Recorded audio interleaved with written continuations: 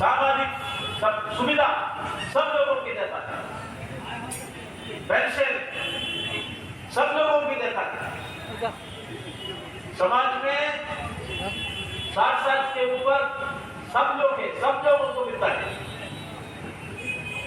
Service pension मिलता है।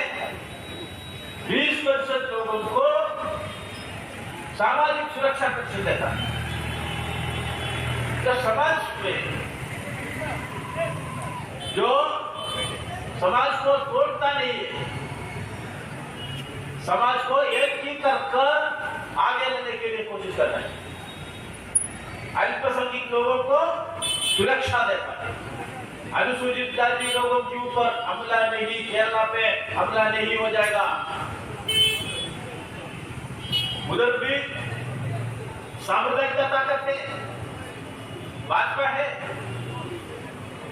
लेकिन अभी हिंदुस्तान का ऐसा रास्ता है। हमारे राज्य में चुनाव हुआ, चुनाव के समय पे केरला के अंदर एक बीजेपी एमएलए था। हमारा मुख्यमंत्री कॉमरेड पिनराई ने कहा बीजेपी को केरला पे एक एमएलए का अकाउंट है, हम चुनाव में वो अकाउंट बंद करेगा। चुनाव के बाद केरला की विधानसभा में भाजपा का एक एमएलए का अकाउंट था, वो बंद किया केरला की जनता। तो केरला में ये सांप्रदायिक ताकत है, लेकिन उनको रोकने में वामपंथी सरकार विजय प्राप्त हुआ। इसमें सफलता हुआ केरला के अंदर। शांति है, गरीब लोगों को जिंदगी में उनको समर्थन करता है, उनको अपलिफ्ट करने की कोशिश कर रहा है। बहुत जो होता है हमारा वामपंथी ताकत की राजनीति वह राजनीति वैकल्पिक राजनीति है। वैकल्पिक राजनीति पूंजीपति को समर्थन देने वाला नहीं है, समाज को तोड़ने वाले को समर्थन देने वाला नहीं है, सांप्रदायिक ताकतों को समर्थन देने वाला नहीं है। वैकल्पिक नीति समाज में सबसे पिछड़े लोगों को समर्थन देने वाला है, उनको जिंदगी को आगे लेने पे, सबको जमीन देने के लिए, मकान देने के लिए, सामूहिक सुरक्षा देने के लिए, रोजगार देने के लिए कोशिश करने वाला ताकत है और राजनीति है। जो राज्यों में सरकार मिलता है उस सरकार इसी राजनीति लागू करने के लिए कोशिश कर रहा है। अभी इतना ज्यादा कठिनाई पे सेंट्रल गवर्नमेंट जो सामाजिक सुरक्षा देने वाले कार्यक्रम तोड़ने के लिए, बंद करने के लिए कोशिश करने वाले समय पे क्या करना है? जो पॉलिसी आगे रहता है उस पॉलिसी से शिक्षा की एक्सपेक्टेशन में बढ़ोतरी करता है। बहुत ज्यादा मुश्किल है गरीबों के लिए। সারা ভারত কৃষি শ্রমিক ইউনিয়ন 3 ঘন্টার গণ অবস্থান সংগঠিত করার সিদ্ধান্ত গ্রহণ করেছে। গত যে সংগঠনের সেন্ট্রাল ওয়ার্কিং কমিটির সভা গেল, সেই সভা থেকে তার যে দাবি সনদ বা চার্টার অফ ডিমান্ড যেগুলো যুক্ত করা হয়েছে সেগুলো হচ্ছে রেগাতে বছরে 600 দিনের 200 দিনের কাজের ব্যবস্থা করতে হবে, দৈনিক মজুরি 600 টাকা করতে হবে, যাতে মাথা গুঁজবার ছাউনি নেই, গৃহহীন এই সকল পরিবারগুলোর জন্য ছাদযুক্ত পাকা বাড়ি নির্মাণ করে দিতে হবে। আর ভারতবর্ষে জনসংখ্যার একটা বড় অংশ কৃষি শ্রমিক এবং শ্রমজীবী অংশের মানুষ। তাদের জন্য পেনশনের ব্যবস্থা করতে হবে, 3000 টাকা মাসিক পেনশন।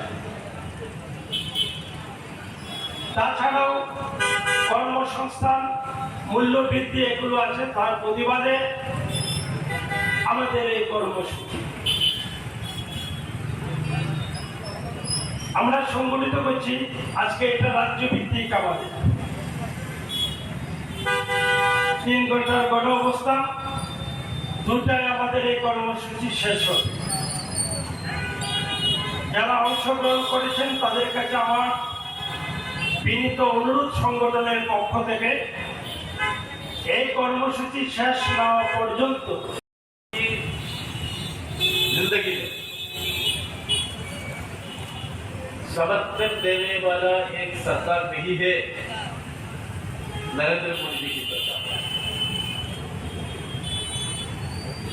पूरे दुनिया में हिंदुस्तान की अवस्था क्या है? नरेंद्र मोदी जी ने करता है, हिंदुस्तान आगे जाता है, हिंदुस्तान में प्रोग्रेस हो रहा है,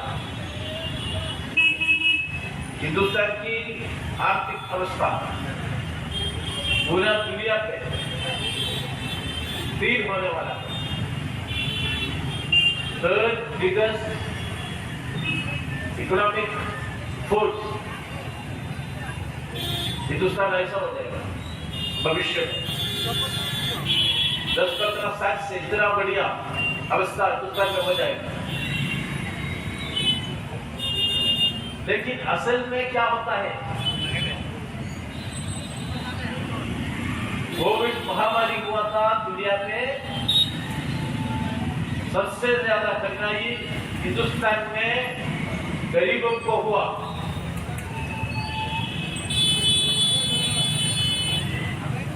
उनको रोजगार नहीं दिया, सामाजिक सुरक्षा नहीं दिया, हजारों प्रवासी कर्मचारी उनकी घर में वापस जाने के लिए किसी भी बंदोबस्त नहीं किया। पहले गया था 100 किलोमीटर, 200 किलोमीटर, 500 किलोमीटर गरीब लोग परिवार को लेकर पैदल वापस जा रहा है। मोदी जी दिल्ली में बैठ रहा है, गरीब लोगों को कुछ समर्थन नहीं देता है। अभी देखो महंगाई की हालत क्या है। सभी चीजों की कीमत पे महंगाई बढ़ते रहते हैं। मोदी जी क्या करता है? गरीबों को समर्थन देता है, अनाज की कीमत में बढ़ोतरी है, सब्जी की कीमत में बढ़ोतरी है, टमाटो या सबकी कीमत बहुत बढ़िया बढ़ोतरी है। इसमें सरकार क्या करता है? इसको रोकने के क्या करता है? सरकार गरीबों के ऊपर जो महंगाई में बढ़ोतरी है, इसको रोकने के कुछ नहीं था।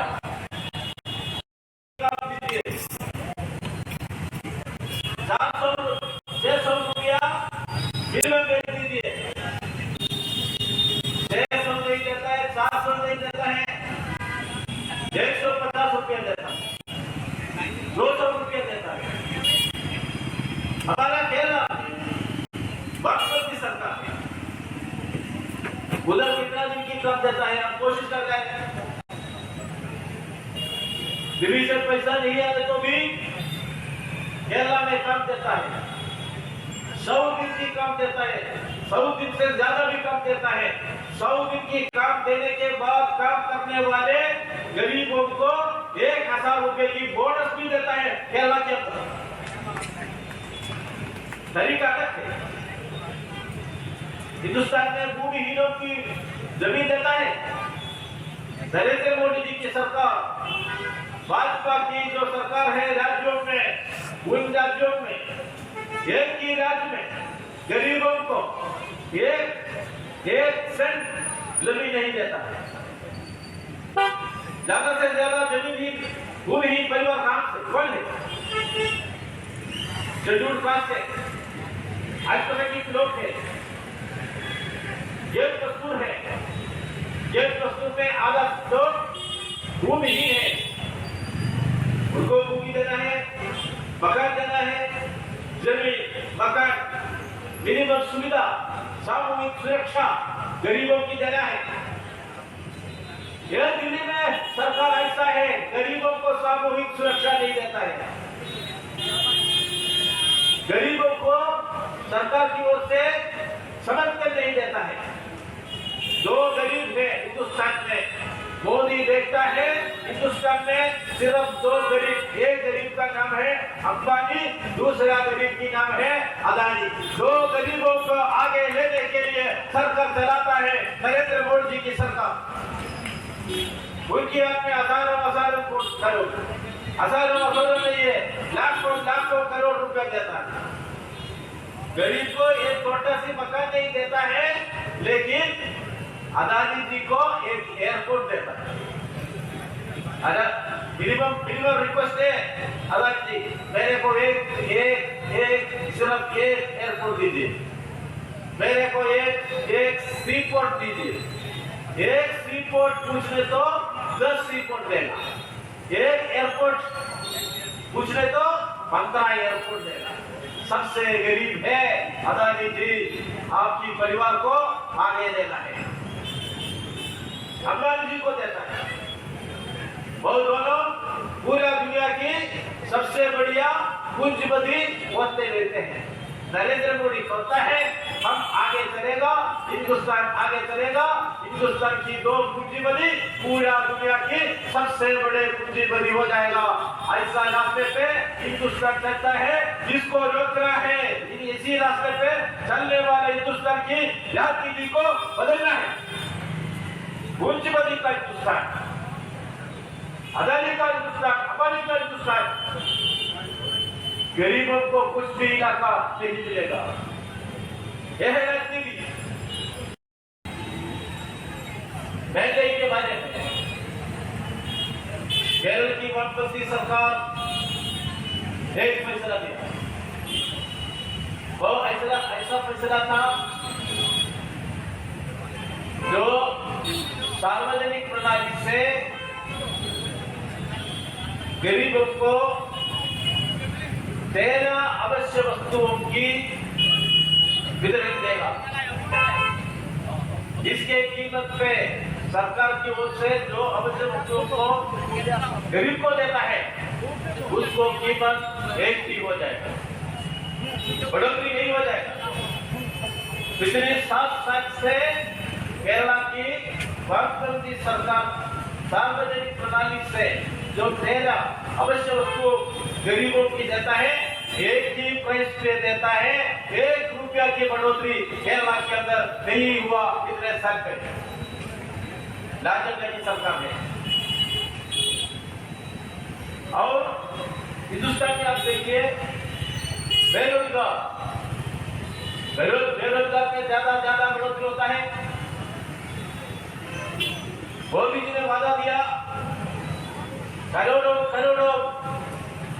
रोजगार बनाएगा, गरीबों को देगा, नौजवान सबको रोजगार मिलेगा। अभी क्या हालत है? रोजगार ज्यादा देता है, कम होता है।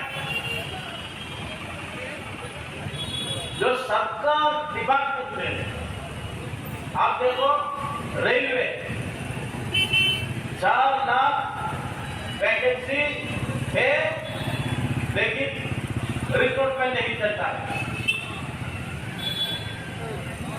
केंद्रीय सरकार दफ्तरों में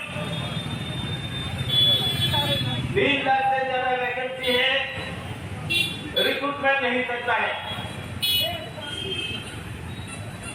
निजीकरण की रास्ते पे चलता है। निजीकरण की रास्ते पे सरकार चलने के समय परमानेंट एम्प्लॉयमेंट नहीं देता है, रोजगार नहीं देता है। सब कॉन्ट्रैक्ट है, बड़े बड़े डेवलपमेंट नहीं देता है। पढ़ने लिखने वाले नौजवानों को हिंदुस्तान के अंदर काम नहीं मिलता है।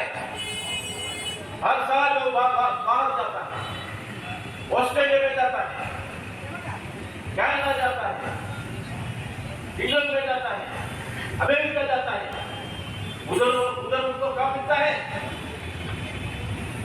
काम नहीं मिलता है। बहुत नौजवान उधर जाता है, उनको काम नहीं मिलता है। हर साल में हिंदुस्तान से लाखों करोड़ रुपया जो विदेश जाने वाले था अमेरिका को देता है, इंग्लैंड को देता है, लेकिन उनको उधर भी अच्छा रोजगार नहीं मिलता है। तो मोदी जी ने ग्रामीण इलाका में रोजगार में बढ़ोतरी हुआ। জোট সরকার আমাদের যেটা বলছিলাম আপনাদের কাছে রেগার যে বিষয়টি প্রধানত বৎসরে 200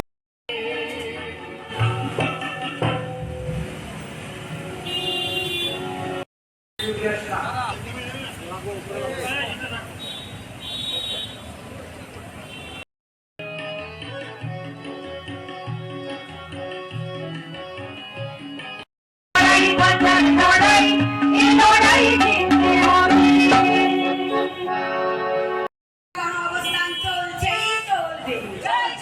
চলবে অবস্থান থেকে আওয়াজ তুলুন। 11 বছরে 200 দিনের কাজ অবিলম্বে দিতে হবে। নইলে সংগ্রাম চলছে নইলে আন্দোলন চলছে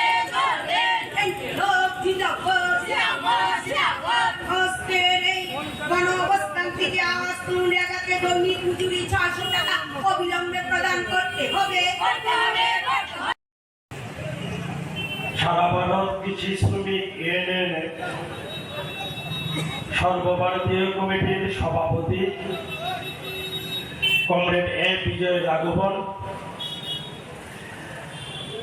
আমাদের সংগঠনের সাধারণ সম্পাদক কমরেড পি বেঙ্কট, উপস্থিত রয়েছেন এই কর্মসূচিকে সফল করবার জন্য জলগণগর থেকে সাবরুম পর্যন্ত গ্রামীণ কর্মসংস্থানের ক্ষেত্রে রেগা হচ্ছে একটি গুরুত্বপূর্ণ কাজের ক্ষেত্র বা কর্মসংস্থানের ক্ষেত্রে। আমরা যেটা লক্ষ্য করছি যে কি কেন্দ্রীয় সরকার এবং রাজ্য সরকার, দুটো সরকার, এই দুটো সরকারে প্রতি বছর তার অর্থ বছরে যে বাজেট সংসদে অর্থমন্ত্রীর দ্বারা পেশ করা হয়, সেখানে রেলগাতে টাকার বরাদ্দ কমিয়ে দেওয়া হচ্ছে প্রতিটা অর্থ বছর। তার একটি সংক্ষিপ্ত পরিসংখ্যান আমি আপনাদের কাছে তুলে ধরার চেষ্টা করব। আমি খুব বেশি সময় নিয়ে কথা বলবো না। আমাদের আজকের এই কর্ম